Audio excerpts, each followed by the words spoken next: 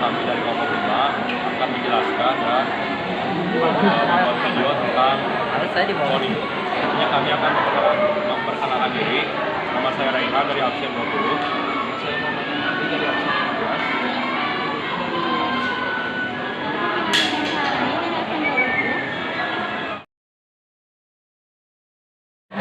12. Yang pertama, apa itu cloning? Saya akan menjelaskan apa itu cloning dan pengertiannya. Melansir dari buku Hukum dan Bioetik dalam Perspektif Etika dan Hukum Kesehatan yang dituliskan oleh Muh, Alfi, Harifin, dan kawan-kawan, cloning adalah suatu usaha untuk memberi duplikat suatu organisme melalui proses yang aksesual.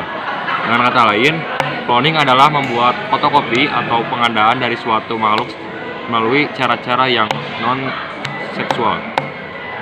Cloning berasal dari kata Yunani, yaitu klon atau klon, yang artinya kumpulan sel turunan dari sel induk tunggal dengan reproduksi aseksual.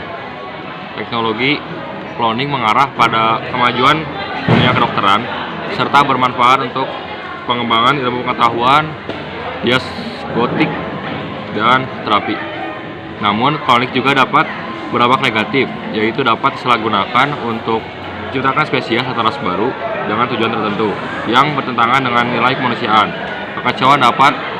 Kekacauan dalam kekerabatan dan identitas diri dari hasil cloning maupun induknya dapat saja terjadi. Namun di sisi lain, banyak yang tidak mendukung karena berpotensi tidak aman dan tidak etis, terutama untuk ditetapkan kepada manusia. Pertama, ada cloning pada hewan. Proses reproduksi organisme diambil dari sel organisme induk sehingga menghasilkan keturunan yang secara genetik identik. Yang kedua, ada cloning pada tumbuhan. Cloning pada tumbuhan yaitu mencangkok atau menyetek tanaman untuk mendapatkan tanaman yang memiliki sifat persis dengan induknya. Yang ketiga, ada cloning pada manusia. Cloning terhadap manusia sudah banyak menimbulkan kontroversi sejak beberapa tahun lalu hingga sekarang. Pemimpin agama negara menyatakan bahwa cloning tidak etis untuk diterapkan kepada manusia.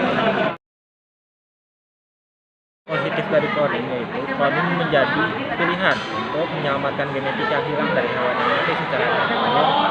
Efisien transfer embrio tidak dibatasi waktu dan tempat.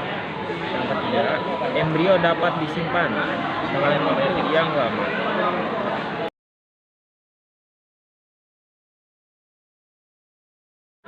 Nah, sekarang dampak negatif. Keterbatasan resipien menerima embrio. Jika tidak ada recording terhadap penggunaan, embrio dapat menjadi inbreeding pada keturunan. Muncul pewarisan sifat mitokondria dan modifikasi epigenetik yang tidak diharapkan dan disebabkan oleh produser cloning.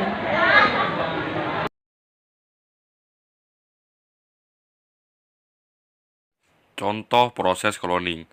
Salah satu yang paling terkenal hasil dari teknik cloning adalah lahirnya domba Dolly pada tahun 1998. Proses cloningnya adalah sebagai berikut. Yang pertama, pengambilan sel dari ambing atau kelenjar susu domba A. Kemudian dibiarkan dalam medium di laboratorium selama 6 hari.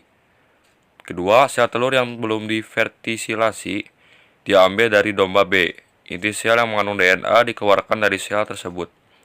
Ketiga, proses fusi atau penggabungan sel dari domba A dan sel kosong domba B dengan menggunakan kejutan listrik.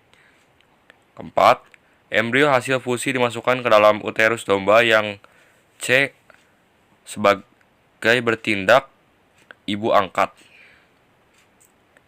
atau domba C yang bertindak sebagai ibu angkat. Kelima, domba C melahirkan anak domba yang diberi nama domba bernama Dolly.